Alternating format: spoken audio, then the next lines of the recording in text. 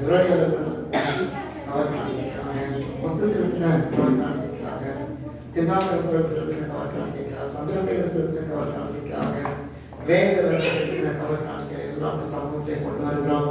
தேவனே இந்த இடத்துல கேட்கிற அந்த காணிக்கைகள் எல்லாம் உங்களுடைய பசுத்த கருத்திலிருந்து பிள்ளைகள் பொருத்தி அதை அவைகளை அவர்கள் இந்த இடத்திலே கொண்டு வந்து வைத்திருக்கிறார்கள்.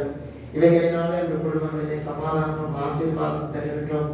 நன்மை குறையாதபடிக்கு நன்மை மேல் நன்மையும் ஆசீர்வாதத்தில் மேல் ஆசீர்வாதம் உண்டாவதற்கு நான் சொல்லிக்கிறேன். ஆண்டவருடைய தேவைகள் அனைத்து பரிபூர்ணமாக சந்திக்கப்படுவதற்கு நான் சொல்லிக்கிறேன். ஆண்டவரே இந்த காணிக்கைகளை வைத்ததுனால எந்த குறைவோ எந்த நஷ்டமோ ஆண்டவரே அவருடைய குடும்பத்தை ஆரோக்கியத்தை பாதுகாத்துக் கொள்ளவே நான் சொல்லிக்கிறோம். அதுபோல உண்மையிலே செலுத்தப்பட்ட பெண் பசுத்த காணிக்கைகளை இந்த சமூகத்தில் கொண்டு வருகிறோம். தேவனே பிள்ளைகள் ஆண்டவரே உண்மையிலே செலுத்தும்படியாக கொடுத்த ராணிக்காக நன்றி செலுத்துகிறோம். ஆண்டவரே ராணி இல்லாதவர்கள் நிறைய பேர் உண்டு. இன்னைக்கும் இந்த ஆலயத்தில் வந்து இந்த முடியலை அவர்கள் ராணிக்கு தகராக கொண்டு வந்து அந்த காணிக்கைகளை செலுத்தபடி அதை கொடுத்த கிருபைகளுக்காக ஸ்தோத்திரம். ஆண்டவரே விசேஷமாக மாதம் முழுவதும் தன்னுடைய ஞான என்னுடைய சபை பிள்ளைகள் நம்ம குடும்ப வாழ்க்கையில சமாதானத்தோடு ஆசீர்வாதத்தோடு வாழ்ந்து ஒரு சாட்சி சொல்லி நம்ம காணிக்கைகளை கொண்டு வந்து செலுத்தபடியாக செய்த கிருபைகளுக்காக ஸ்தோத்திரம். ஆண்டவரை கொடுத்த அடியார்களுடைய குடும்பங்களிலே இன்னும் சமாதானமும் சந்தோஷமும் நிறைவான பலனும் அவருடைய வாழ்க்கையை உண்டாக்கும். அப்பா தோல்விகள் எல்லாம் வெற்றியாய் மாறட்டும், தேவைகள் எல்லாம் பூர்த்தியாய் சந்திக்கப்படட்டும்.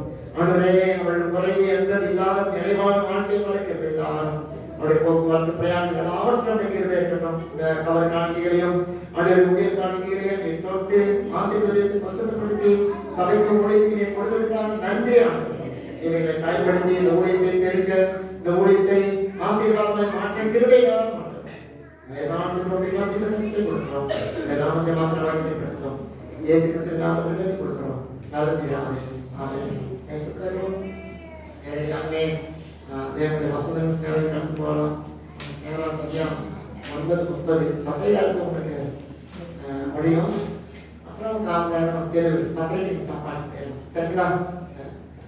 மறுபடியும் வாழ்க்கை நான் வரவேற்கிறேன். தேவன் நல்லவராகவே இருக்கிறார், நம்மோடுவே இருக்கிறார்.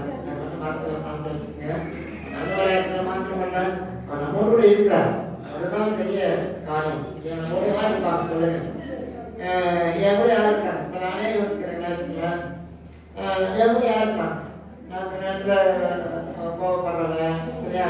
சில நேரத்தில் குறை சொல்றவன், சில நேரத்தில் இப்படியெல்லாம் சில காரியம் என் கூட ஒருத்தர் இருப்பாங்க. ரொம்ப கஷ்டம், ரொம்ப கஷ்டம். போன வாரம் எங்கள் அக்கா ஒன்று சொல்லி பார்க்க நான் சொல்றேன், வாங்க ஏன் கிடக்குறீங்க தனியாக இருக்க, நான் தனியாக இருக்கிறேன், இல்லை வந்து நான் இங்கே இருந்துக்கிறேன். ஏன்னா அவனுக்கு தெரியும் நான் கொஞ்சம் கோவப்படுவேன் அப்படிங்கிறத தெரியும். அதனால ஏன் தம்பிகளோட அப்படியே அந்த மாதிரி ஒரு சூழ்நிலை இருக்கிறதுனால அவங்க இது பண்ணாங்க. அப்போ என் கூட ஒருத்தர் இருக்கிறதுக்கு விரும்ப மாட்டாங்க. ஆனால் ஏசு கூட இருக்கேன் இல்லைங்களா? அதே போல் ஒவ்வொருவரும் கூட இருக்கிறதுக்கு மற்றவங்க விரும்ப மாட்டாங்க. யோசிச்சு பார்க்கணும் கூட எப்படி இருக்காது நம்ம நல்லவங்களா? அப்ப நம்ம கூட ஒருத்தர் இருந்து பேசுறதுக்கு விரும்ப மாட்டாங்க, பழகுறதுக்கு விரும்ப மாட்டாங்க.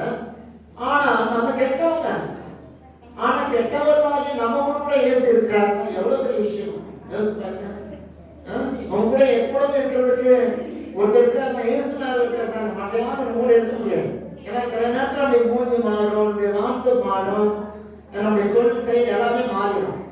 ஆனா அப்படி இருக்கும்போது இங்க யாரும் இருக்க மாட்டாங்க. கூட இருந்து ஒத்துழைச்சு போறது ரொம்ப ரொம்ப கஷ்டம். ஏன் கணவன் மனைவியே கணவனை வெளியே ஒழியாத்துறது பயன். ஐயோ அந்த அளவுக்கு சண்டை, அந்த அளவுக்கு பிரச்சனை அப்படின்னு பயன் ஒழியாதாங்க, இருக்க மாட்டாங்க. கணவன் மனைவியோடு இருக்க மாட்டாங்க. ஏன்னா அங்க அவ்வளவு பிரச்சனை இருக்குது, குடும்பம் இருக்குது. அது மனைவியே அப்படித்தான், நீ சூழ்நிலை இருக்கிறவங்க ஓடிடுறாங்க. ஆனா இயேசு எப்பொழுது நம்மளோட இருக்க, அதுதானே பெரிய பாக்கியம். சரிங்களா? ஆமா, அப்படிப்பட்ட ஒரு தெய்வத்தை நம்ம ஆராதித்து தோடு கொண்டு இருக்கிறோம். ஆனா இயேசு நம்மோடு இருக்க சத்தம் வருது, சத்தம் வரக்கூடாது. பின்னாடி சத்தம் போடுறது, சத்தம் போடுறது, சத்தம் வரக்கூடாது. சரியா? ஆமா, காந்தாட்டு போய் கை சாப்பிடுறவங்க காந்தாட்ட கிடந்து காதா ஏதாவது தரும். சரியா? சரி, தேவனுடைய வசனம் நிறைய கிடந்துவோம்.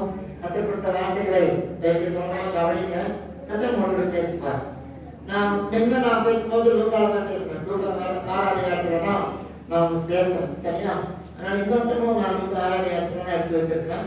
லூக்கா 6வது அதிகாரம் 6-11 வசனங்கள் தியானிக்க போறோம். நீங்க அப்படியே வச்சிருங்க. யாரையும் வாசிக்கலாம் சொல்ல மாட்டேன். அதை நானே தியானிச்சு நான் படிச்சிருக்கேன். சரிங்களா? லூக்கா 6வது அதிகாரத்தை நீங்க நான் ஒரு தியானம் பண்ண வைத்திருக்கிறேன். அதுல இயேசு கிறிஸ்து தன்னுடைய சீசர்களை அழைப்பதற்கு முன்பதாகவே நடந்த ஒரு காரியம். அதை நான் சொல்ல விரும்புகிறேன். சரிங்களா? சரி, 6வது வசனம் வாசிக்கிறேன். நான் வாசிக்கிறேன். வேறொரு ஓய்வு நாளிலே அவர் ஜெப ஆலயத்திலே பிரவேசித்து உபதேசித்தார். அங்கே சூம்பின வலது கையுடைய ஒரு மனுஷன் இருந்தான். அப்பொழுது வேத பாரகரும் பரிசேயரும் அவனுக்கு குற்றம் பிடிக்கும்படி ஓய்வு நாளை சுத்தமாக்குவாரோ என்று அவர்கள் நோக்கமாக இருந்தார்கள். அவனுடைய சிந்தனைகளை அவர் அறிந்து சூம்பின கையுடைய மனுஷனை நோக்கி, நீ எழுந்து நடுவே நில் என்றார். அவன் எழுந்து நின்றான்.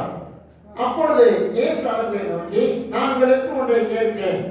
ஓய்வு நாட்களில் நன்மை செய்வதோ தீமை செய்வதோ ஜீவனை காப்பதோ அழிப்பதோ எது நியாயம் என்று கேட்டு அவர்கள் எல்லாரையும் சுற்றி பார்த்து அந்த மனுஷனை நோக்கி, உன் கையை நீட்டு என்றார். அப்படியே அவன் தன் கையை நீட்டினான். உடனே அவன் கை மறு கையை போல சுத்தமாயிற்று. அவர்களோ மூர்க்க வெறி கொண்டு இயேசுவை என்ன செய்யலாம் என்று ஒருவர் ஆலோசித்தார்கள். அதுவே மூர்க்க வெறி கொண்டு. இன்னைக்கு என் மேல கோபப்படுறாங்க போது எனக்கு அர்த்தமா இருக்குது, உங்க மேல கோபப்படுறாங்க உங்களுக்கு அர்த்தமா இருக்குது. ஆனா இயேசு மேல என்ன பண்ணாங்களா? மூர்க்க வெறி கொண்டார்கள். அங்க இருந்த ஜனங்கள் இயேசு என்ன தீமை செஞ்சாங்க, யாருக்காவது கெட்ட செஞ்சாங்க அப்படின்னா உடனே பண்ணல. நன்மை செஞ்சிருக்காரு. அவர் நன்மை செஞ்சிருக்காருங்க. யார் நன்மை செஞ்சாரு? அந்த வலது கை சூம்பின கையுடைய ஒரு மனிதன் இருக்கிறான். அவனுக்கு சுகம் கொடுத்திருக்காரு. சுகம் கொடுத்ததுக்கு நன்மை செஞ்சதுக்கு அங்க உள்ள வேத பாரகரும் பரிசேயரும் மூர்க்க வெறி கொண்டு இயேசுவை என்ன செய்யலாம் என்று ஒருவர் ஆலோசிக்கிறார்கள். இன்னைக்கு நீங்க நல்லதை செஞ்சிருப்பீங்க, நல்லதை செஞ்சிருப்பீங்க, மற்றவங்க நீங்க பிரயோஜனமா இருப்பீங்க, மற்றவங்க உதவியா இருப்பீங்க. ஆனா உங்களை பார்க்கிறவர்கள் பேசுகிறவர்கள் வித்தியாசமா தான் பார்ப்பாங்க, வித்தியாசமா தான் பேசுவாங்க. இதுதான் உலக நடைமுறை. சரிங்களா? சரி, நான் இந்த பக்கத்துல நீங்க 6வது அதிகாரம் 1வது வசனத்தை நீங்க வாசிக்கும் போது கூட நீங்க பாத்தீங்கன்னா, பாஸ்கா பண்டிகை 2ஆம் நாளைக்கு பின் வந்த முதலாம் ஓய்வு நாள் பைபிள் அந்த மாதிரி சொல்லப்பட்டிருக்கு. அங்க ஒரு சபையை நோக்கி தான் போகிறாரு. ஆனா இங்கு 6வது வசனத்திலே வேறு ஓய்வு நாள். இந்த ஓய்வு நாளுங்கிறது அவனுக்கு பரிசேயர்களுக்கும் ஆசாரியர்களுக்கும் இவருக்குன்னா ரொம்ப பிரதானமா அந்த ஓய்வு நாளை கடைபிடிப்பாங்க. இந்த ஓய்வு நாளுங்கிறது அவங்களுக்கு ரொம்ப சிலர் இந்துக்கெல்லாம் விரதம் இருக்காங்க. அது மாதிரி நம்மளும் உபவாசம் இருக்கிற மாதிரி அந்த ஓய்வு நாள்ல ரொம்ப அவங்களுக்கு பிடிவாதமா வாழ்வாங்க. அன்னைக்கு நம்ம எந்த வேலைக்கு போகக்கூடாது, எந்த ஒரு நல்ல காரியம் செய்யக்கூடாது, எந்த கட்டாயம் செய்யக்கூடாது, சாப்பிடக்கூடாது, முகம் கழுவுவாங்க, கழுவாங்க அப்படிலாம் இப்ப இருப்பாங்க. ஓய்வு நாள்னா அப்படியே இருக்கும். சரிங்களா? அந்த மாதிரி ஒரு வழிமுறையில வந்தவர்கள் ஆசாரியர்கள், வேத பாரகர்கள், பரிசேயர்கள், சதுசேயர்கள் இதெல்லாம் அவங்க பார்த்துட்டே இருக்காங்க. ஆனா இயேசு கிறிஸ்து ஓய்வு நாளிலே அந்த தேவாலயத்துல அந்த சூம்பின உறுப்புடைய ஒரு மனிதனை பார்க்கிறார். அவன் வளர்த்து கை சூப்பி போச்சு. சூம்பின கை பார்த்துருக்கீங்களா? சில கையை சூப்பி போயிருக்கும், சில காவல் சூப்பி போயிருக்கும். நீங்க பார்த்துருப்பீங்க சரிங்களா? ஆஸ்பத்திரி பண்ணீங்கன்னா சிலருக்கு மூன்று கூட சூப்பி போயிருக்கும். 3 நாள் நல்லா இருக்கும், நிறைய சூம்பிடும். சரியா? சில சரீரமே சூப்பி போயிருக்கும். பல சூம்பின அவயங்களுடைய மனிதர்களை நாம் பார்த்து கொண்டிருக்கிறோம். ஆனா அங்கே இயேசு கிறிஸ்து சபையிலே பார்க்கும்போது ஒரு சூம்பின உறுப்புடைய ஒரு மனிதனை பார்க்கிறாங்க. அப்ப அவருக்கு என்னன்னா அந்த சூம்பின உறுப்புடைய மனிதன் நல்லவனாக மாற வேண்டும், அவர் உறுப்பு சரியாக வேண்டும் என்று இயேசு நினைக்கிறார். ஆனா வேத பாரகரும் பரிசேயர்களும் இவன் இப்படியே சூம்பி போய் கிடக்கணும்னு விரும்புறாங்க. நீ உங்களுடைய வாழ்க்கையை ஆசீர்வதிக்க இயேசு விரும்புகிறார். எத்தனை பேருக்கு அந்த விருப்பத்தோடு பாருங்க. உங்களை இயேசு தொட விரும்புகிறார். யாரு பின்னால் பிரசங்கம் பண்றது? யாரு பேசக்கூடாதுன்னு சொல்றேன். சரிங்களா? நான் கவனிச்சுட்டே இருப்பேன், கவனிக்காம இருக்கேன். ஆனா பேசக்கூடாது. உங்களை ஆண்டவர் சுகப்படுத்துறத விரும்புறாங்க. நீங்க பேசிட்டு இருந்தா உங்களை சுகப்படுத்துவார். ஏதோ பிரச்சனையில நீங்க இருக்கீங்க, உங்களை மாத்திரத்தை ஆண்டவர் இயேசு கிறிஸ்து சபையை வச்சிருக்காரு.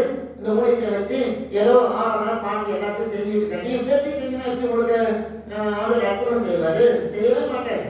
அந்த எப்படி வந்தீங்கன்னா அப்படிதான் நீங்க போகணும். கவனி, வசனத்தை கவனிச்சீங்கனாலே விடுதலை ஆவீங்க. அப்ப அந்த சூம்பின உறுப்புடைய அந்த மனிதன் அந்த உட்கார்ந்து கொண்டு இருக்கிறவன் இயேசு பார்க்கிறார். இன்னைக்கு இந்த ஆலயத்துல நீங்க யார் என்ன நடந்து வந்து இயேசு பார்த்துட்டு தான் இருக்க. ஆமா, யார் கெத்தா வந்திருக்கீங்க, யாரு பந்தமா வந்திருக்கீங்க, யார் தாகத்தோடு வந்திருக்கீங்க, யார் வாங்கியோடு வந்திருக்கீங்க, யாரு எந்த ஏக்கத்தோடு வந்திருக்கீங்க, பாரத்தோடு வந்திருக்கீங்க, இயேசு பார்க்கிறாரு. நான் பார்த்து உங்களுக்கு முத்திர போட வேண்டிய அவசியம் இல்லை. இயேசு உங்களை பார்த்துட்டு இருக்காரு. எவ்வளவு பேர் வாங்கியா வந்திருக்கீங்க, பக்தியா வந்திருக்கீங்களா, இல்ல கடமைக்காக வந்திருக்கீங்களா, இல்லைன்னா ஒரு என்டர்டைன்மெண்ட்காக வந்திருக்கீங்களா அப்படின்னு இயேசு பார்த்துட்டு இருக்காரு. அப்ப இயேசு தேவாலயத்தை ஓய்வு நாளே சுற்றி பார்க்கும்போது அநேகர் இருக்காங்க. அங்க ஒரு மனிதன் வலது, இந்த வலது இருக்கு சூப்பி போன கை, ஒடிஞ்சு போன கை இல்ல, ஒடிஞ்சு போன கையில தான் ஆக்சிடென்ட்ல ஒடியுது, அப்புறம் கட்டு போடுறாங்க, வைக்கிறாங்க, நம்ம பண்றாங்க, சரியாயிடுது. சரிங்களா?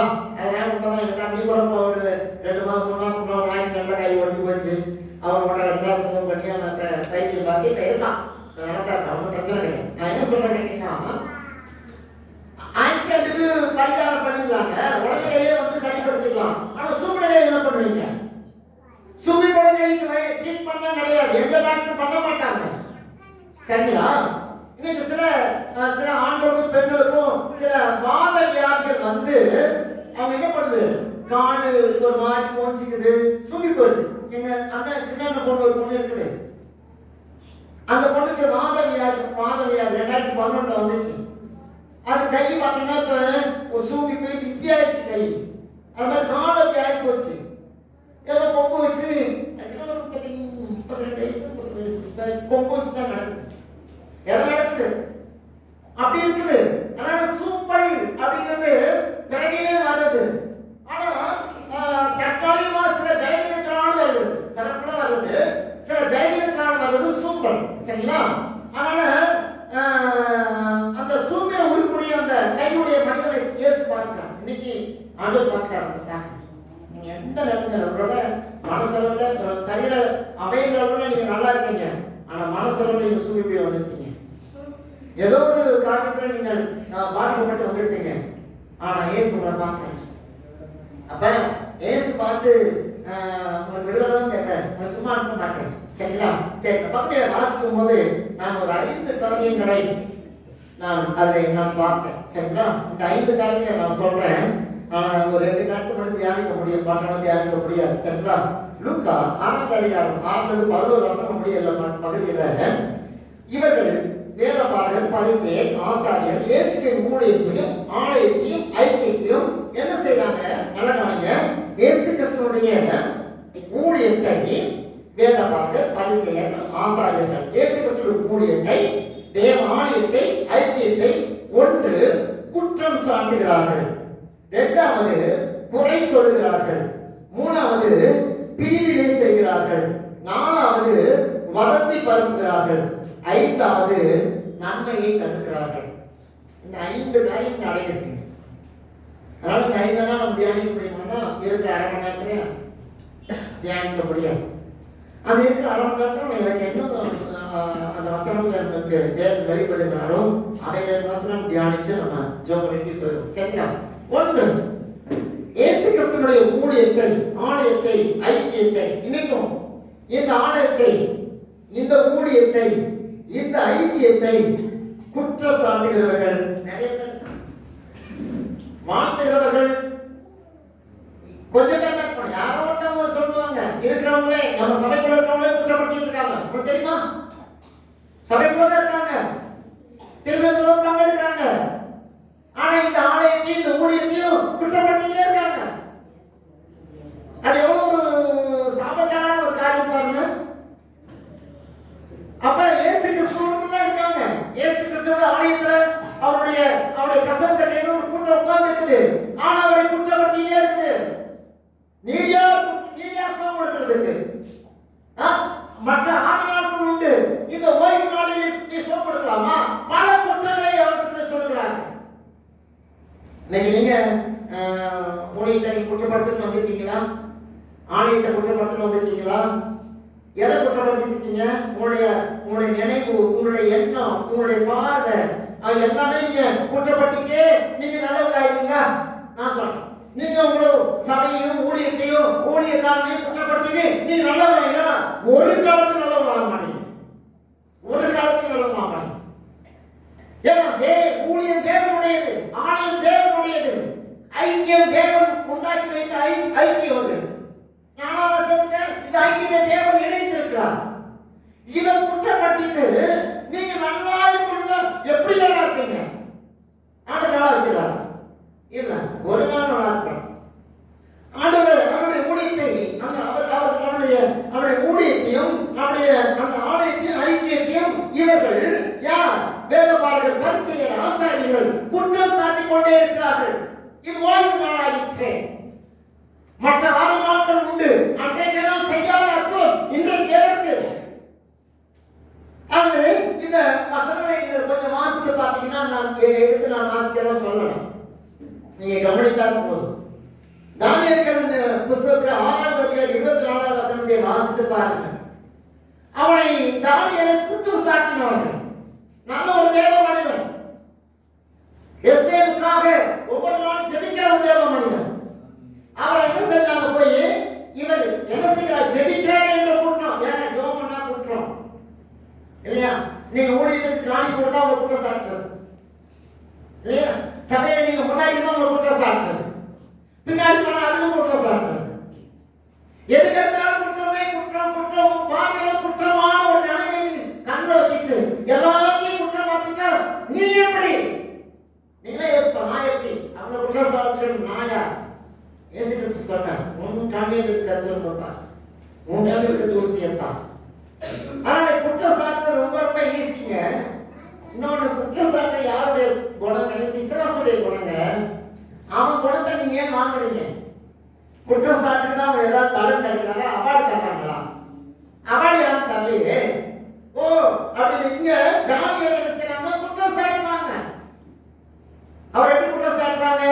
அவர் குற்றம் சாட்டின இவர் தேவனை மதிக்கல, ராஜாவை மதிக்கல. தேவனை மதிக்கிறாரு, ராஜாவை மதிக்கல. ஆனா நம்ம நாட்டுடைய சட்டத்திட்டங்கள் மேல நடக்கிறாரு. ஆனால் என்ன பண்ணுங்க? இவர் சொல்லிட்டாங்க. ராஜா ஆலோசனை பார்க்கிறாரு. குற்றம் சாட்டினவங்க பேர்ல கொஞ்சம் நியாயம் இருக்கிற மாதிரி தான் யோசிக்கிறேன். குற்றம் சாட்டினவங்க பேர்ல நியாயம் இருக்கிற மாதிரி யோசித்து சரி ஓகே அவனை சிங்கத்தை போட்டாங்க. ஆனா சிங்கங்கள் தானியேல ஒரு பகுதி கூட தொட்டு கூட பார்க்கல. இப்ப ராஜா எங்கெல்லாம் கொடுக்குற ஒரு நீதிமான், ஒரு நல்லவனை குற்றம் சாட்டிட்டேன். அவரை கொண்டு வந்து அவன் சொன்னான்னு அந்த தப்பான ஒரு முடிவு எடுத்துட்டாங்க. ராஜாவுடைய முடிவு இல்லது. ஒரு நீதிமான், ஒரு தீர்க்கதரிசி அந்நிய தேசத்துல நம்ம நாட்டுக்கு வந்து நம்ம நாட்டில் இருக்க காரியங்களை ஒழுங்குபடுத்தி செயல்படி கொண்டிருக்க ஒரு நியாயமான ஒரு மனிதன். அவனை இந்த ஊர் மக்கள் குற்றம் சாட்டாங்க. ஆகவே அந்த ஊர் மக்களுடைய குற்றச்சாட்டை ஏற்று இவன் அவனை சீரபடி போட்டான். ஆனா நைட்டா ராஜா தூங்கல. நான் சொன்ன சுயமா சிலருக்கு வந்து முடிவெடுக்க தெரியாது. அந்த ராஜாவுக்கு வந்து சுயமா முடிவெடுக்க தெரியல. குற்றம் சாட்டுறாங்க இல்லையா? கொஞ்சம் யோசிச்சுக்கணும். ஆனா அவங்க சொன்னதுக்காக, அவங்க செஞ்சதுக்காக உடனே என்ன பண்ணாங்க? போய்க்கு சிங்கங்களை போட்டாச்சு. இப்ப அவர் சிங்கங்களை போடப்பட்டவங்க இருக்கிறாரு. ஆனா காலையில என்ன சொல்றது கேட்டீங்கன்னா, நைட்டெல்லாம் சிங்கம் அவர் பக்கத்துல போகல. காலையில ராஜா நைட்னா தூக்கல. காலையில போறாரு, போய் சிங்கங்களை போய் தானியேலே அப்படின்னு சொல்லி, ராஜாவே நீ வாங்க. உடனே தானியேல் சொல்றேன். உடனே ராஜா பார்த்து தானியேல் யார் குற்றம் சாப்பிட்டு கொண்டு நான் சொல்றேன். நம்ம சொல்லிக்காங்க, நீங்க யாரை குற்றம் சாட்டுகிறீர்களோ அவன் நல்லா இருப்பான். குற்றம் சாட்ட நல்லாவே இருப்பான். அவன் ஓவோடு இருப்பான். நீங்க யாரை குற்றம் சாட்டீங்களோ அவங்க நல்லா இருப்பாங்க, இருப்பாங்க, வாழ்ந்த வளமுடன் வாழ்வாங்க. ஆனா குற்றம் சாட்டினவர்கள் என்ன தெரியுமா? சிங்க கெவிலே தூக்கி போடப்பட்ட அழிந்து போனார்கள். குற்றம் சாட்டினவன் அழிந்து போனான். ஆனா குற்றம் சாட்டப்பட்டவன் இன்னைக்கு உயிரோடு மீண்டு, சிங்க கெவிலிருந்து மீண்டு இன்னைக்கு தைரியமாக அவன் இந்த பூமியிலே வாழ்ந்ததாக நீ தானியேல் எழுதப்பட்டிருக்கிறது. நீ வீட்டில் போய் வாசிப்பார். தானியேல் 6ஆம் அதிகாரம் 24 வீட்டில் போய் வாசிப்பார். உங்களை குற்றம் சாட்டினாங்களா? அதை பற்றி கவலைப்படாதீங்க. குற்றம் சாட்டினவன் உங்களுக்கு தேவன் பாதுகாப்பா நிற்பாரு. ஆனா குற்றம் சாட்டினவன் என்னன்னா பார்த்தீங்களா, தானியேல்ல அந்த வார்த்தை மாறி போச்சா? மாறி போச்சா? கவலையே படாதீங்க. குற்றம் சாட்டணும், குறை சொல், என்ன குற்றமா இருந்தாலும் சட்டம் தேவனுடைய பார்வையில எல்லாம் பார்க்கப்படுகிறது. அவங்க இப்ப குற்றம் சாட்டப்பட்டவர் உயிரோடு இருக்கிறார், குற்றம் சாட்டினவர்கள் இல்ல. நீங்க யோசிங்க, உங்களுடைய வாழ்க்கை யாரும் குற்றப்படுத்திட்டு இருக்காங்களா? உங்களை குற்றமே குற்றமே குற்றமாதிரி பார்க்கிறாங்களா? அவர் பார்வையெல்லாம் குற்றமா தெரியுதா? கவலைப்படாதீங்க, தேவன் நல்லவர். உங்களை குற்றம் சாட்டுற போது அவர் பார்த்துட்டு இருக்காரு. நீங்க வேடிக்கை பார்க்கிறார், வேடிக்கைலாம் பார்க்கல. அவர் கவனமா கவனிச்சுட்டு இருக்காரு உங்க மேல. எப்ப குற்றம் சாட்டுறது காணும், குற்றம் சாட்டப்பட்ட சிங்க கம்பீரமாய் ஏறி வருகிறார். தானியேல் குற்றம் சாட்டின மனுஷரே என்றால் ராஜா கொண்டு வர சொன்னான். அவர்களையும் அவர்கள் குமாரையும் அவர்கள் மனைவிகளையும் சிங்கத்தின் கெவியை போட்டார்கள். அவர்கள் கெவியின் அடியிலே சேரக்கூடிய சிங்கங்கள் அவர்கள் பாய்ந்து அவர்கள் எலும்புகளை எல்லாம் நொறுக்கி போட்டது. யாரையும் குற்றம் சாட்டினாரு. சரிங்களா? எதுக்கு அவங்க குற்றம் சாட்டிட்டு நான் ஏன் தேவனுக்கு நான் பகையாடியா, நான் தேவனுக்கு நான் விரோதியா நான் செயல்படணும்? தேவன் சர்வ வல்லமையுள்ளவர். அப்ப கண்டிப்பா அவனுடைய பலன் அவரோடு இருக்கிறது வருகிறது. அதனால நீங்க குற்றம் சாட்டி நீங்க சாபத்தை சம்பாதிக்க வேண்டாம். யாரையும் குற்றம் சாட்டாதீங்க. அது தேவன் அவர்களை வைத்திருக்கார், அவர்களை பார்த்துக் கொண்டிருக்காங்க. தேவனுக்கு எல்லாம் தெரியும். நம்மே தேவையில்லாத ஒரு ஒரு ஒரு ப்ரூஃபே இல்லாத குற்றம் சாட்டுகள் நிறைய பேர் ப்ரூஃபே அடிச்ச உடனே தயவுசெய்து கணக்கு கொடுக்கணும். சும்மா கிடையாது. தேவன் எல்லாமே கவனிச்சுட்டு இருக்காங்க. என்னுடைய பேச்சு, என்னுடைய நடக்கை எல்லாம் நான் எல்லாத்தையும் விட்டுறேன்னு நான் விட்டுருவாரா? இல்லை சபை மாஸ்டர் நான் இஷ்டத்துக்கு பேசினா நான் விட்டுருவாரா? அப்படிலாம் பண்ண மாட்டேன். பிச்சை எடுத்துருவாரு. ஆமா, என்ன கவனிச்சுட்டு தான் இருக்காரு. கவனிக்காமலாம் இல்லை. ஒவ்வொரு நாளும் என்னுடைய ஆசைகளை எல்லாரையும் கவனிச்சுட்டு இருக்காரு. அதனால எனக்கு எல்லாம் இருக்குது, நான் நடக்கலன்னு சொல்லிட்டு ஆணவம் பார்த்துக்கணும்னா ஆணவத்தை அடைக்கிறார். பெரியமானவர்களே, ஆகவே தானியேலை குற்றம் சாட்டினவர்கள் இன்னைக்கு இல்ல, அதனால இல்ல.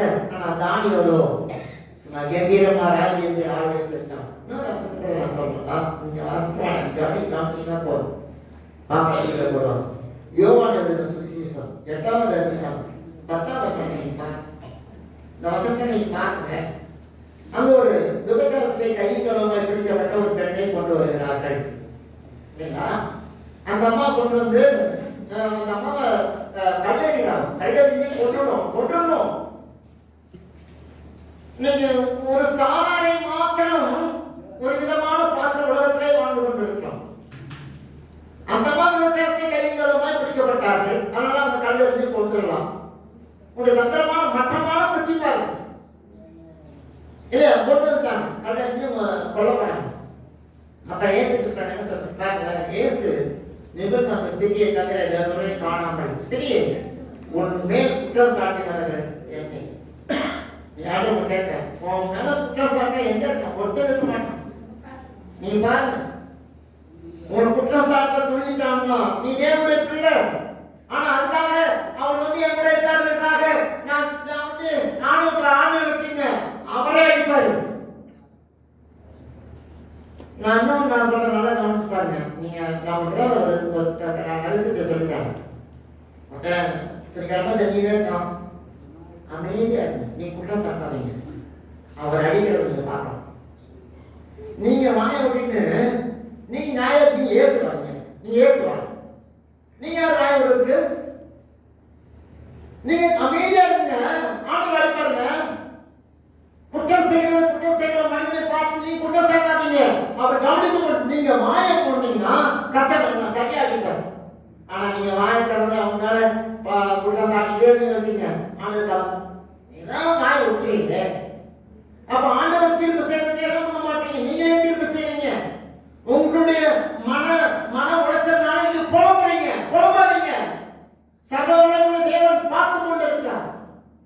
நீங்க குற்றம் சாட்டுறது என்ன லாபம்? உங்க நஷ்டம் தான். மேலும் மேலும் அவங்க ஆண்டவருக்கு கண்டுக்க மாட்டார். இதை குற்றம் சாட்டுறீங்க. அதனால அந்த வசனத்தை வாசிக்கிறோம். உன் மேல குற்றம் சாட்டு எங்க ஒருத்த கூட இருக்க மாட்டான், ஓடிடணும். குற்றம் சாட்டு நிறைய பேர் இருக்காங்க, ஆனா தூக்கி விடுறதுக்கு ஒருத்த கூட இருக்க மாட்டான். இயேசு கிறிஸ்து சொல்றார், அவன் ஆகியிருக்கலான்னு கேட்க மாட்டேன். அவங்க சொல்றமா நான் சொல்ல மாட்டேன், அவன் செய்யறமா நான் செய்ய மாட்டேன். அதனால அந்த பெண்ணை அவர் மன்னித்து வீட்டுக்கு அனுப்புறத நம்ம பார்க்கிறோம். நீங்க யாரும் குற்றம் சாட்டிட்டு இருக்கீங்க? உங்களோட வேலை செய்யறவங்களையா, உங்களோட ஊழியம் செய்யறவங்களையா, உங்களுடைய தொழில் பண்றவங்களையா, இல்லை கூட படிக்கிறவங்களையா? யாரும் குற்றம் நம்ம மேல இருந்தா மீதியா இருக்கு. துரியமா போயிடாதீங்க. தேவன் பட்சிக்கிற அக்கினி, அந்த வசனம் தான் எழுதப்பட்டிருக்கு. நம்ம தேவன் பட்சிக்கிற அக்கினியே இருக்கிறார். ஆகவே துரியமா போயிடாதீங்க, எல்லையை மீறி போயிடாதீங்க. ஆபத்து, எல்லையை தாண்டி போயிடாதீங்க. அது ரொம்ப ஆபத்தான ஒரு நிலைமை. அவரை குற்றம் சாட்டுகிற நீங்கள் இயேசுவை குற்றம் சாட்டுகிறார்கள். 6 நாள் இருக்குது வேலை நாட்கள். நீங்கள் அன்றைக்கு சோம் கொடுக்காமல் இன்றைக்கு சோம் கொடுக்கிறீர்கள் என்று குற்றம் சாட்டுகிறார்கள். இன்னொன்று அந்த 16 வருஷம் மூர்க்கவெறி கொண்டு, மூர்க்கவெறி அவர் கொல்லணும். இயேசுவே கொண்டது கால்கள் வெளியா இருக்காங்க. சர்வ வலைமுறை நீங்க மூர்க்கவெறி கொண்டு. இன்னொரு வசனத்துல நீங்க நான் சொல்றேன் கவனிங்க. லூக்கா சுவிசேஷம் 23வது அதிகாரம் 10ஆம் வசனத்தையும் 23வது அதிகாரம் 2வது வசனத்தை நீங்க பாப்பா போடுவாப்பா. அங்கு இயேசு கிறிஸ்துவை கொண்டு வந்து பிலாத்துடைய அரண்மனையில கொண்டு வந்து நிற்க வைக்கிறாங்க. லூக்கா 23:2, லூக்கா 23:10. அப்ப இயேசு கிறிஸ்து மேல குற்றம் சாட்டுறாங்க. அவங்க குற்றம் சாட்டுறதுனா பிலாத்துடைய பார்வைக்கு, பிலாத்துடைய கண்கள் செவி கேட்கறதுக்காக குற்றம் சாட்டுறாங்க. இவர் ராயனுக்கு, இவர் கிறிஸ்தியப்பட்ட ராஜா என்று ராயனுக்கு வரி கொடுக்க வேணாம், வரியெல்லாம் கொடுக்கலாம்னு சொல்றாங்க. குற்றம் சாட்ட தொடர்றாங்க. இயேசுவரே குற்றம் சாட்டி வைத்தவர்கள் உங்க மேல எவனையும் குற்றம் சாட்ட வைக்க மாட்டாங்க. நிச்சயம் வைப்பாங்க. உலகத்தார் வைப்பாங்க, தேவனை பேர் பண்ண மாட்டாங்க. தேவனை நம்புறவர்கள், தேவனை அண்டிக் கொள்வர்கள் அப்படி இருக்க மாட்டாங்க. இந்த உலகத்தோடு ஒட்டிக்கிட்டவங்க, இந்த உலகத்துடைய பாரம்பரியத்தை கை கொள்றவங்க குற்றம் சாட்டிட்டு இருப்பாங்க. அவனுக்கு நல்லது என்னன்னு தெரியாது, ஜீவனுடைய தேவனுடைய உபதேசம் என்னன்னு தெரியாது. அவன் அப்படிதான் சொல்லி செய்வாங்க. அது இங்கு இயேசு கிறிஸ்து மேல குற்றம் சாட்டுறாங்க. நீ உங்க மேல என் மேல சாட்டுறதுக்கு என்ன இல்லை, நம்ம நல்லவங்களா கேள்வி கேட்டவங்க. ஆனா இயேசு கோவப்பட்டாராங்க? கோவப்படல. குற்றம் சொன்னார். அவரை யாரும் குற்றம் சாட்டல. சகித்துக் கொண்டு, பொறுத்து கொண்டு தேவனுடைய திட்டத்தை நிறைவேற்றுவதற்காக அவர் எல்லா பொறுப்புகளையும் நின்று கொண்டிருக்கிறார். இன்னைக்கு இயேசு மேல குற்றம் சாட்டினவர்கள் இந்த பூமியில உங்க மேல எவரும் குற்றம் சாட்ட மாட்டாங்க. கண்டிப்பா சாட்டணும்.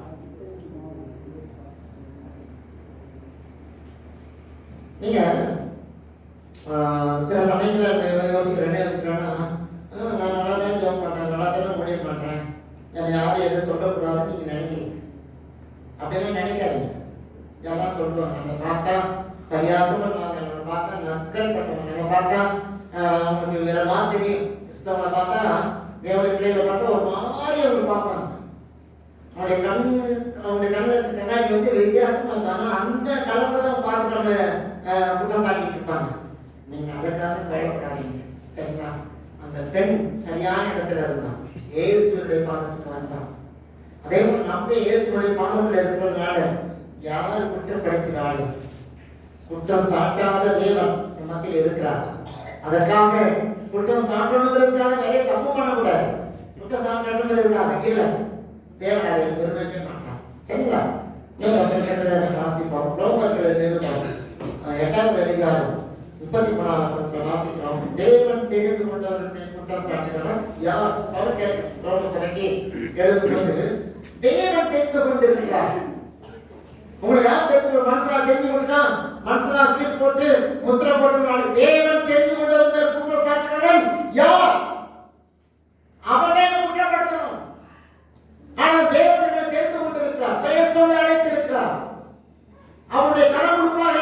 கொண்டிருக்கிறார். ஆகவே தேவன் தெரிந்து கொண்ட குற்றம் சாட்டுகிறவன் யார்? இன்னொரு வசனம் கொடுப்பாங்க. யாக்கோபு 4வது அதிகாரம் 12வது வசனத்தை வாசித்து பாருங்க. அங்கே என்ன சொல்கிறார் போடுமா? யாக்கோபு 4வது அதிகாரம் 12வது வசனத்தை நீங்கள் பாருங்க. அங்க யாக்கோபு நிருபத்திலே அதுதான் நம்ம வாசிக்கிறோம். தேவன் தெரிந்து கொண்டவர்கள் மேலே குற்றம் சாட்டுகிற சூழ்நிலை யார் கிடையாது. தேவன் ஒருவரை கவனித்துக் கொண்டிருக்கிறார். நம்ம குற்றவாளி இல்லை நீங்க சொல்லாது. நான் குற்றவாளியே இல்லை, நான் எல்லாத்துலயும் பூரணமா இருக்கேன், யோகியமா இருக்கேன், நல்லவனா இருக்கேன், நல்லவனா சொல்லவே சொல்லாது. நீங்க குற்றப்படுத்துகிற அந்த குற்றத்தை நீங்களே செஞ்சிருக்கீங்க. அப்படி இருக்கும்போது மற்றவங்க நீ குற்றப்படுத்திட்டு நீங்க நல்லவனா இருக்கலாம் நினைச்சீங்கன்னா அது பெரிய தப்பு. மற்றவங்க குற்றப்படுத்திட்டு உங்களுடைய பாவங்களையும் மறைக்கிறதுக்கு, உங்களுடைய தவறுகளை சொல்லுமா யாக்கோபு தான் சொல்லுங்க. ஆமா, அப்ப பாருங்க, அப்ப நம்முடைய குற்றங்களை நம்முடைய குறைகளை நம்ம மறக்கிறதுக்கு அடுத்தவங்களை பழி போடுது. அடுத்தவங்க வாங்கிக்கோ உன் குற்றம் சாப்பிட்ட, நீ நல்லதா, நீ நல்லா கிடையாது, உன் படிப்பு சரியில்லை, உன் நடக்க சரியில்லை, உன் ஊழியம் சரியில்லை, உன் சபை சரியில்லை, உன் மாமியார் சரியில்லை, உன் மாமியார் சரியில்லை, உன் மருமக சரியில்லை. இதெல்லாம் மற்ற குற்றம் சாட்டி இருக்கிறது நியாயம் கிடையாது. உன் குற்றத்தை மறைப்பதற்கு, உன்னுடைய காரியத்தை மறைப்பதற்கு என்ன பண்ற? நீ மற்றவங்க என்ன பண்ற? குறை சொல்லிட்டு குற்றப்படுத்திட்டு என்ன பண்ற? நான் வாசிக்கிறேன் 4:12 பாருங்க. நியாயப்பிரமாணத்தை கட்டளை இருக்கிறவர் ஒருவரே, அவரே ரட்சிக்கவும் அழிக்கவும் வல்லவர். மற்றவர்களை குற்றப்படுத்த நீங்க யார்? நீங்க யார் மற்றவங்க குற்றப்படுத்த? யார் வளர்ந்து ஆளா? மீசல் தான் நீங்க குற்றப்படுத்திருக்கீங்களா? பெரிய முடிவு தான் நீங்க மற்றவங்க குற்றப்படுத்திருக்கீங்களா? நீங்க கலரா இருந்தா மற்றவங்க குற்றப்படுத்திருக்கீங்களா? இதெல்லாம் கிடையாது. நீ யாரு? நீங்க உங்களை குறை சொல்றதுக்கு அவங்களுக்கு என்ன உரிமை இருக்குது? நீங்களே அழுக்குங்க. உங்க அழுக்க கொஞ்சம் கழுவி பாருங்க. உங்க கண்ணிலேயே அசிங்கம் இருக்குது, அவ்வளவு அசிங்கம் இருக்குது. மற்றவங்க குற்றப்படுத்த நீ யாரு? உனக்கு குற்றப்படுத்த தேவன் வச்சிருக்காரு, அதுக்காக கேள்வி கொடுத்துருக்காரு. கட்டர் உனக்கு ஞானஸ்தானம் கொடுத்து அதுக்காக கொடுத்தாரு. பரிசுத்த பந்தி அவனுக்கு அதுக்காக வச்சிருக்காரா? நீ அவனை குற்றப்படுத்து, உங்களை குற்றப்படுத்து, அவங்கள பழி சொல்லு, அப்படியே அவங்க ஞானஸ்தானம் கொடுத்து வச்சிருக்காரு ஆண்டவர். உன் காரியத்தை பாரு. உன் வீட்டுல இருக்க எவ்வளவு குப்பை, உங்க வீட்டுல அவ்வளவு குப்பை வச்சுக்கிட்டு அடுத்த வீட்டுல குப்பையை ஒற்றையை பார்த்துட்டு ஒற்றையா இருக்குது அடி வந்து உன் வீட்டு குப்பையை வாரி போட்டு ஃபர்ஸ்ட் அடுத்த வீட்டு குப்பை அவன் பார்த்துப்பாங்க. அது கடவுளுக்கு அவங்களோட விஷயம். அது தேவனுடைய வசனம் சொல்லுகிறது. நியாயப்பிரமாணத்தை கட்டளையிடுகிறவர் ஒருவரே, அவரே ரட்சிக்கவும் அழிக்கவும் வல்லவர். இந்த வசனத்துல எல்லாமே அடங்கிச்சு. யாக்கோபு சொல்ற வசனத்தை நல்லா காட்டுங்க. நியாயப்பிரமாணத்தை கட்டளையிடுகிறவர் ஒருவரே, அவரே ரட்சிக்கவும் அழிக்கவும் வல்லவர். அவரே ரட்சிக்கவும் அழிக்கவும் வல்லவர். அவர்தாங்க. மற்றவரை குற்றப்படுத்த நீங்க,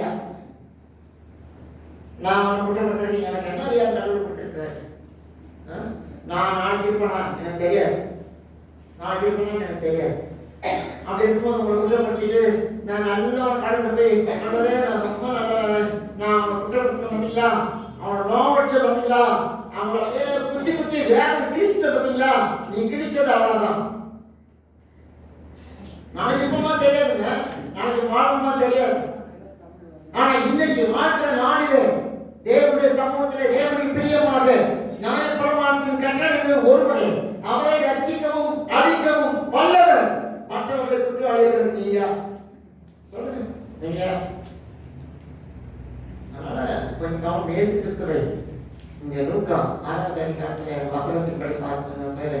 இயேசுவை குற்றம் சாட்டுகிற பரிசேயர், வேதபாரகர், ஆசாரியர்கள் இருந்தார்கள். இரண்டாவது குறை சொல்றோம். அவரை பார்த்து குறை சொல்றேன், இயேசுவை பார்த்து குறை சொல்றேன். அவரை என்ன குறை சொல்றதுக்கு இவனுக்கு எவ்வளவு தைரியம் இருக்கு யோசிப்பார்.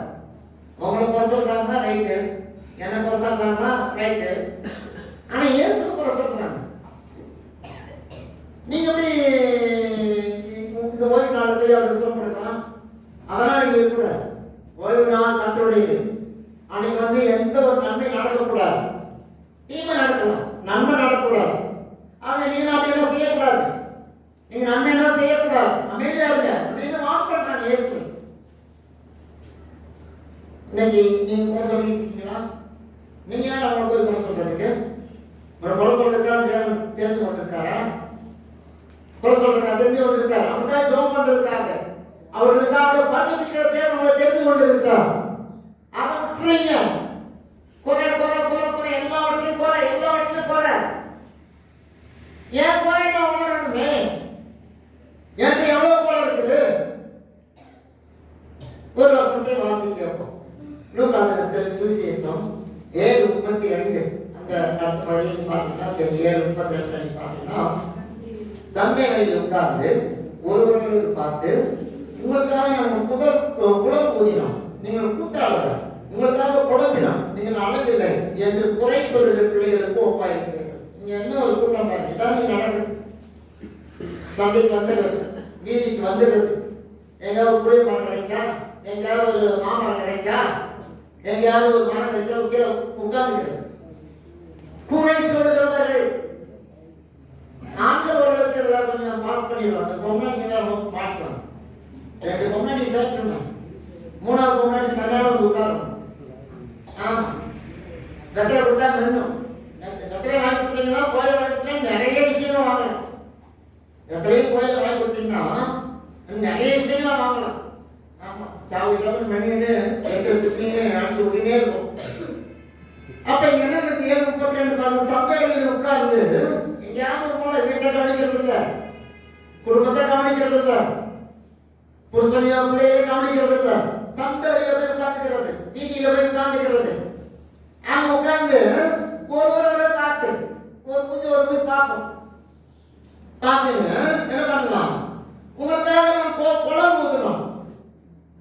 நான் உனக்காக தாண்டி பேசினேன், இன்னும் திடீர்னு திட்டேன், நான் உனக்காக தாண்டி பேசினேன் அப்படின்னு என்ன பண்றது?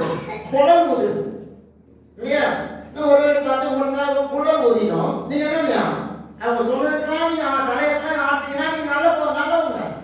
நீங்க அவங்க சொல்றதை எடுத்து பேசிட்டீங்கன்னா, அவளா அவனா அப்படின்னு பேசுவாங்க. நீங்க சொல்றதுக்குன்னா தலையாட்டணும். சொல்றாரு, உங்களுக்காக குளம் ஊதினோம், நீங்க கூத்தாடல. நான் உங்களுக்காக குழம்பினோம், நீங்க அழல. நான் உங்களுக்காக நான் குழம்புறேனே, உன் குடும்பம் பலா போயிடுமே, உன் மருமகள் அப்படி இருக்காளே, உன் மாமியார் இப்படி இருக்காளே, நான் குழம்புறேன் உனக்காக. நீ என்ன பண்ணல? குழம்பினோம், நீங்க அழலையே. உன்னை அழ வைக்கிறதுக்கா தேவன் தெரிந்து கொண்டு இருக்க இல்ல. அழுது நடந்த உன்னை தேவாலயத்தில் கொண்டு வந்து தேவன் உன்னை ஆசீர்வதிக்க தேவன் பிரியமா இருக்க. உனக்கு இந்த உலகம் உன் சொந்தம், உன் பக்கத்துல இருக்கிற உன்னை அழ வச்சுட்டு இருக்கான். அதை பாரு, இதை பாரு, அவளை பாரு, இவளை பாரு, அங்க போனோம் இங்க போனோம். இங்க இதுதான் இந்த உலக மக்களுடைய சந்தைகளில் உட்கார்ந்து ஒருவரை பார்த்து என்ன செய்யறது? ஆமா, குழம்புவது.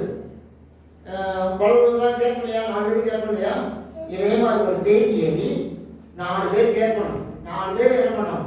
அதை கேட்டுட்டு அதை அசிங்கப்படுத்தணும். இதுதான் குழல் ஊதலாட்டம். ஊதுறீங்களா? நல்லா சமூகம் குழல் இருந்து வரும் ஏசானது சவுண்ட் ஒரு பாடம் நாள் குழம்பு ஊதுற கூட்டம். அப்புறம் குழம்புற கூட்டம், குழம்புறது வந்து விற்கிறது. ஐயோ, உங்க ஒரு பசியாத்த ஒரு சோறு தர மாட்டாங்க, ஒரு 10 ரூபாய் பாக்கெட்ல வைக்க மாட்டாங்க. உன் போய் குழம்புறாங்களா? நான் உனக்காக, நான் யாருக்காக? நீ சரியில்லை, உனக்காகத்தான் சொல்லி அந்த வீட்டை விலகாம ஆக்கிறது, சந்தோஷத்தை கெடுத்து சமாதானம் அந்த வீட்டை குடிச்சவன் ஆக்கிறது. நீ வீட்டில் ஆகி ஊத்துது, கசு புசு எப்படி ஆகி ஊத்துவோம்? அங்க குழம்பு வைத்து நீங்க ஆகி ஊத்துறதா? வீட்டில் வந்துட்டு அங்க குழம்பு ஊத்தி எப்படி ஊதுருப்போம்? அவன் தலையாற்ற அளவுக்கு ஊது, நம்ப வைக்கிறவங்க ஒரு காரியத்தை நம்புற அளவுக்கு ஊதுறது. ஊது ஒரு நாளைக்கு பதில் வெடிக்கும். நீ ஊதல கடவுள் பார்த்துட்டு தான் இருக்க. சரியா? அப்ப இங்க என்ன வாசிக்கிறோம் அந்த வசனத்துல, என்று குறை சொல்லுகிற பிள்ளைகளுக்கு ஒப்பாயிருக்கீங்களே. குறை சொல்லி குறை சொல்லி குறை சொல்லி குறை சொல்லி மற்றவங்க குறை சொல்லி குறை சொல்லி நீங்க நல்லா மாறுவீங்களா? நீங்க குறை சொல்லி ஒரு காலத்துல நல்லவங்களா மாறவே முடியாது. இயேசு கிறிஸ்து தான் நம்முடைய குறைகளை எல்லாம் மன்னிக்கிறவர், கழுவுகிறவராக இருக்கிறார். ஆகவே இன்னொரு வசனத்தை கூட பாருங்க. மார்க்கு 11ஆம் அதிகாரம் 25ஆம் வசனம். மார்க்கு 11:25 பாருங்க. நான் கூட வசனம் சூப்பரா பாருங்க. நான் வாசிக்கிறேன், கவனிங்கள். நீங்கள் நின்று ஜெபம் பண்ணும்போது ஒருவருக்கே உங்களுக்கு குறைவு உண்டாயிருக்குமானால் பரலோகத்தில் இருக்கிற உங்கள் பிதா உங்கள் தப்பிதங்களை உங்களுக்கு மன்னிக்கும்படி அந்த குறைவை அவனுக்கு மன்னிங்க. ஏன் மன்னிக்க மாட்டீங்க? அந்த பழைய ட்ரெஸ் தான் நீங்க எடுத்துட்டு போறீங்க, ஏன் மன்னிக்க வேண்டியதுன்னா? உங்க மனைவியுடைய குறையா இருக்கலாம், உங்க புருஷனுடைய குறையா இருக்கலாம், இல்ல மன்னிக்க வேண்டியதுதானே? அதை ஏன் பெருசாக்கின்னு போறீங்க? இயேசு கிறிஸ்து அதான் சொல்றாரு, நீங்க நின்று ஜெபம் பண்ணும்போது ஒருவருக்கையும் உங்களுக்கு யாதொரு குறை உங்களுக்கு உண்டாயிருக்குமானால் பரலோகத்தில் இருக்கிற உங்கள் பிதா உங்கள் தப்பிதங்களை உங்களுக்கு மன்னிக்கும்படி. நீங்க குறைய மன்னிக்காம, நீங்க அவங்க குறைய நீங்க சகித்துக் கொள்ளாம நீங்க பிதாவுக்கு நேர்ப்பீங்க. ஆனா உங்க குறைய மட்டும் கத்தர் மன்னிக்கணும், என் குறையெல்லாம் மன்னிக்கணும் இல்லையே. நீங்க எப்படி அப்படி எதிர்பார்க்கறீங்க? அதெல்லாம் நடக்காது. இயேசு கிறிஸ்து மேல போன சொல்ற கூட்டம் அவருடைய ஊழியத்தை குறித்து இல்லையா, அவர் அற்புதம் செய்ய போறார், அதை குறித்து போறார், நீ ஏன் செய்யற? இது எங்க முடியாது? நீ நாடோடி, நீ எந்த காரியத்தை செய்யாத. 6 நாள் போய் செய், 7ஆம் நாள் இது தேவனுடைய நாள், இது தேவனுக்குரிய நாள். அதனால நீ சூப்பி பழத்தை சூப்பரா கிடைக்கும், உடஞ்சி பழத்தை உடஞ்சி கிடைக்கும், விளங்காமலே விளங்காம போட்டோம். ஆனா நீ ஒன்றும் செய்யாத. நீ அப்படித்தானே நம்ம குடும்பங்களை பார்த்து பரியாசம் பண்ற ஒரு கூட்டம் இருக்குது. அப்படியே கிடக்கட்டும், சண்டையாவே கிடக்கட்டும், பிரச்சனையாவே இருக்கட்டும். சமாதானம் பண்ண யாரும் வராங்களா? உங்க வீட்டுல பிரச்சனை இருக்கு, சமாதானம் பண்றதுக்கு ஆலோசனை கொடுக்கறதுக்கு யாரும் வர மாட்டாங்க. ஆனா குழப்பவாதிகள் வருவாங்க. குழப்பி விட்டு கூத்தாடுறதுக்கு ஒரு கூட்டம் வரும், பிரிச்சு வைக்கிறது ஒரு கூட்டம் வரும். குறை சொல்லுகிறவர் இயேசுவை குறை சொன்னாங்க. அதனால இயேசு கிறிஸ்து சோர்ந்து போனாரா? அதெல்லாம் சோர்ந்து போகல. தைரியமான ஊழியத்தை சூப்பரா பண்ணிட்டு இருக்கேன். குறை சொல்லுகிறவர் இயேசுடைய ஊழியத்தை, இயேசு பண்ணுகிற பிரசங்கத்தை குறை சொல்லிக் கொண்டிருந்தார்கள். நீங்க குறை சொல்ற மக்களா இருக்கீங்களா? யோசிச்சு பாருங்க. நீங்க குறை சொல்ற மக்களா, நீங்க ஒரு பரிசேயன், நீ தேவனுடைய பிள்ளை. பரிசேயர்கள் தான் குறை சொல்லிட்டு இருப்பாங்க, ஆசாரியர்கள் குறை சொல்லிட்டு இருப்பாங்க. நீங்க குறை சொல்ற பிள்ளைங்க, நீங்க யாரு? தேவனுடைய பிள்ளை இல்ல, நீங்க ஆசாரியர்கள் பிள்ளை, நீங்க வேலைப்பாடுடைய பிள்ளைங்க, பரிசேயருடைய பிள்ளைகளா இருக்கீங்க. அவங்க தான் குறையே பார்ப்பாங்க. நல்லது அவங்க கண்ணுக்கு நல்லதே தெரியாதுங்க. நல்லது கண்ணுக்கு தெரியாது. தவறை மேன்மையாக்கி, பொய்யை மேன்மையாக்கி குறைவா பார்க்கணும். அப்ப இங்க வாசிக்கிறோம், இவர் குறை சொல்லுகிற ஒரு கூட்டத்துல நாம் இருக்கிறோமா? இந்த வசனத்தை வாசிப்போம். முடிச்சுக்கிட்டோம் சரிங்களா? 3 பகுதி இருக்குது, அனுசரித்தமான வரையிலாம் தியானிக்கும் சரிங்களா? கொலோசியர் 3:13 வாசிக்கிறேன்.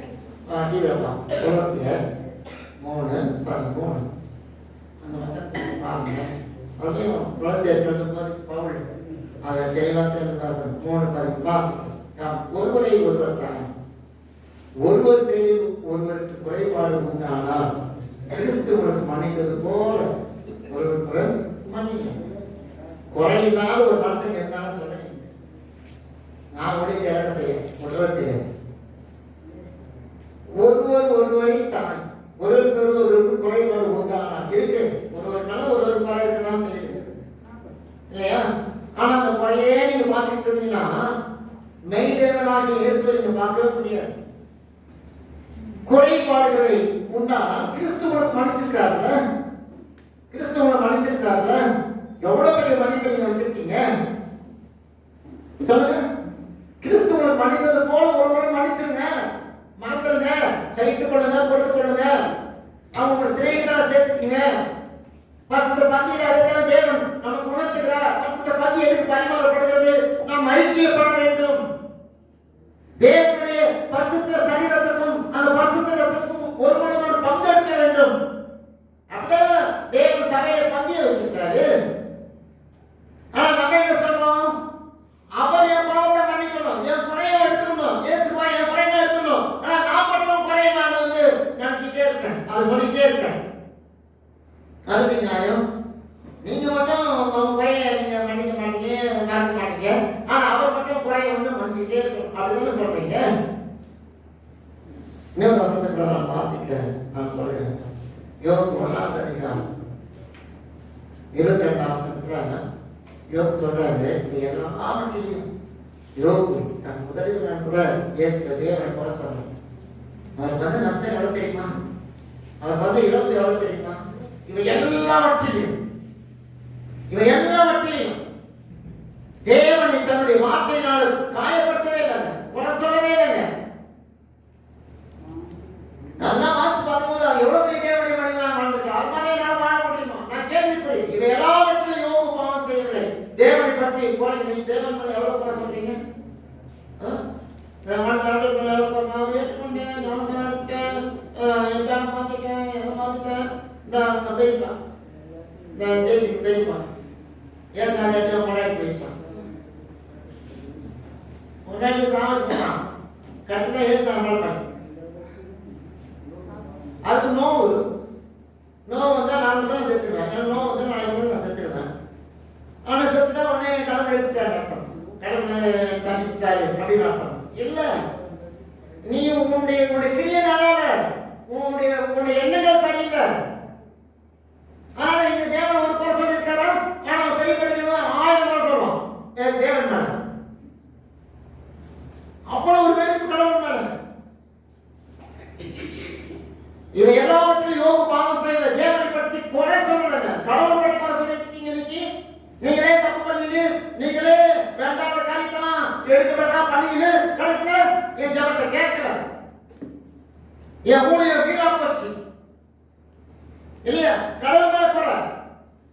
நீ சரியில்லை, நீ ஒத்துக்கோ உன்னுடைய குறைய, நீ தேவ சமூகத்தில் ஒப்புக்கொடுத்துட்டு போயிட்டே இரு. அதனால இவங்களை நீ குறை சொல்றதுனால நீ நீதிமானம் ஆகவே முடியாது. நம்ம குறை சொல்ல நீ நீதிமானம் இல்லையா? இல்ல, நீ குறை சொல்ல, மற்றவங்களை குறை சொல்ல நீ குற்றவாளி. உன் குறை ஒன்று அதிகமாகிட்டே போகும். பிரியமானவர்களே, இங்க யோபு தன்னுடைய வாழ்க்கையில கடைசி எல்லாத்தையும் தன் பிள்ளையில இருக்கான், சொத்தையில இருக்கான், சரீரத்தில் இருக்கான், எல்லாத்தையும் இருந்துச்சு. இவை எல்லாவற்றிலும் நஷ்டங்கள். எவ்வளவு நஷ்டம்! இவை எல்லாவற்றிலும் யோபு பாவமே செய்யலாம். இன்னைக்கு நமக்கு சின்ன கஷ்டம் என்ன பேச்சு, பாஸ்டர் திட்டது, விளையாட திட்டது, ஏசுனா அதிகமாக திட்டது, மூளைக்கு சபிக்கிறது, அப்புறம் கூட ஜெபம் பண்ண திட்டது. அவ ஜெபம் பண்ணி என்ன கேட்குது? அவ ஜெபமா பண்றான், ஜெபம் பண்ண என்ன பண்ணுவாங்க? பிரியாணி சொல்ல பண்ண முடியும், ஜெபம் தான் பண்ண முடியும். ஆனா அவன் ஜெபம் பண்றான். ஜெபம் உனக்கு அந்த ஆவி இல்லை, அந்த ஆவி இழந்தா எத்தனையோ வருஷம் ஆச்சு, சைத்தான் ஆவி உள்ள இருக்கு. அப்ப குறை சொல்றது. ஆனா யோபு தன்னுடைய வாழ்க்கையில அவ்வளவு பிரச்சனை, அவ்வளவு போராட்டம், தன் பிள்ளைகள் இழந்திருக்காரு, தன்னுடைய சரீர அழகை இழந்திருக்காரு. ஆனா அவ எல்லாவற்றிலும் தேவனை பற்றி ஒரு குறை சொன்னது. நீங்க எப்படி இருக்கீங்க, நீங்க குறை சொல்லாதீங்களா? நான் குறை சொல்லாத உங்களோட குறை வச்சிருக்க கடவுள் பிரியமானவர்களே, தேவ சமூகத்திலே நம்ம 3 பேர் இருக்கலாம். வர நாட்டில் 3 முக்கியமான பகுதிதான் சரிங்களா?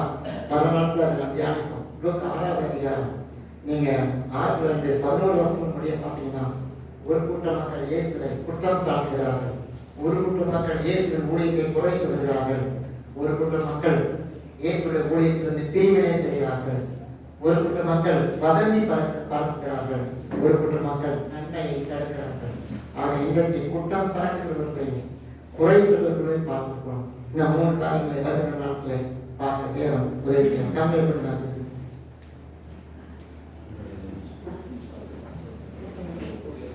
இயேசு கிறிஸ்துவின் மகிமையான ஊழியத்தை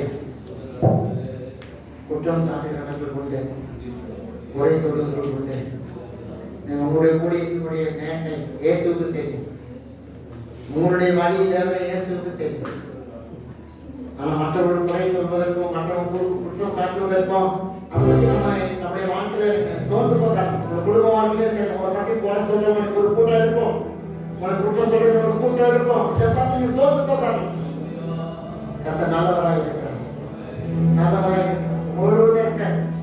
அதனால நீங்க அந்த குறை சொல்ற கூட்டமா குற்றம் சாட்டுற கூட்டமா நீங்க இருக்காதீங்க. தேவன் விரும்புகிற ஒரு கூட்டமா இருக்கு. ஹல்லேலூயா. வேலைப்பாடுகளை போல, பரிசேயரை போல, சதுசேயரை போல, ஆமென், பிரதான ஆசாரியர் போல இருக்காது. ஆண்டவருடைய சமூகத்துல தேவராஜ் சொன்னாங்க, தேவ சமூகத்துல அந்த விபச்சார ஸ்திரியை கொண்டு குற்றப்படுத்தினாங்க. ஆனா இயேசு கிறிஸ்து மனப்பூர்வமா மன்னித்து ஆசீர்வதிக்கிறாங்க. நீங்க எப்படி பண்றவங்களா இருக்கீங்க? ஹல்லேலூயா. அழைத்தவரை உன்னை மறவா, அபிஷேகம் செய்தவர் மறவா. அழைத்தவரோ உன்னை மறவா, அபிஷேகம் செய்தவர் மறவா. மனிதனின் அன்பு நிலைமாறினாலும் மகிமையின் தேவன் உன்னை மறவா. மனிதனின் அன்பு நிலைமாறினாலும் மகிமையின் தேவன் உன்னை மறவா. மகிமையின் தேவன் உன்னை மறவா. மறவா இயேசு மறவா, ஒரு இமை பொழுதினில் அவர் மறவா. மறவா இயேசு மறவா, உன்னை உருவாக்கின தேவன் மறவா. தரிசனம் தந்தவர் மறவா, தாங்கி நடத்தினோர் மறவா. தரிசனம் தந்தவர் மறவா, தாங்கி நடத்தினோர் மறவா. எப்பக்கம் நெருக்கம் உன்னை சுதித்தாலும் எலியாவின் தேவன் உன்னை மறவா. எப்பக்கம் நெருக்கம் என்னை சுதித்தாலும் எலியாவின் தேவன் உன்னை மறவா. எலியாவின் தேவன் உன்னை மறவா. மறவா இயேசு மறவா, ஒரு இமை பொழுதினில் அவர் மறவா. மறவா இயேசு மறவா, உன்னை உருவாக்கின தேவன் மறவா. அருமையான தேவனுடைய இந்த நாளில் ஒரு நல்ல செய்தி கேள்வி. உங்களுக்காக கொடுக்கப்பட்ட ஒரு ஊழியக்காரர், உங்களுக்காக தெரிந்து கொள்ளப்பட்ட ஒரு ஊழியக்காரர், உங்களுக்காக அனுப்பப்பட்ட ஒரு ஊழியக்காரர், அவர் உங்களை கடிந்து கொள்ளும் போது நீ சோர்ந்து போகாது. என் அன்பு மகனே, என் அன்பு பிள்ளைகளே, என் அன்பு தாயே, என் அன்பு தகப்பனே, உன் ஊழியக்காரர் உங்களை கடிந்து கொள்ளும் போது நீ சோர்ந்து போகாது. பரிசைக்கு எழுதுகிறார், நீர்வழிகளை பார்க்கிறோம். உன் தகப்பனுடைய போதகத்தை நல்லாது, உன் தகப்பனுடைய போதகத்தை ஏற்றுக்கொள். அவருடைய கடிந்து கொள்ளும்போது சோர்ந்து போகாது. அது பின்னாடி உனக்கு உதவியா இருக்கும். என் ஊழியக்காரர் சொல்ல நான் கேளாமல் போனணும், ஒரு வார்த்தையை மதிக்காத போனணும், அவர் கடித்துக் கொள்ளும் போது விலகி போனணும். ஐயோ அகமானு சொல்லி எழுதுகிற நீதிமொழிகள்.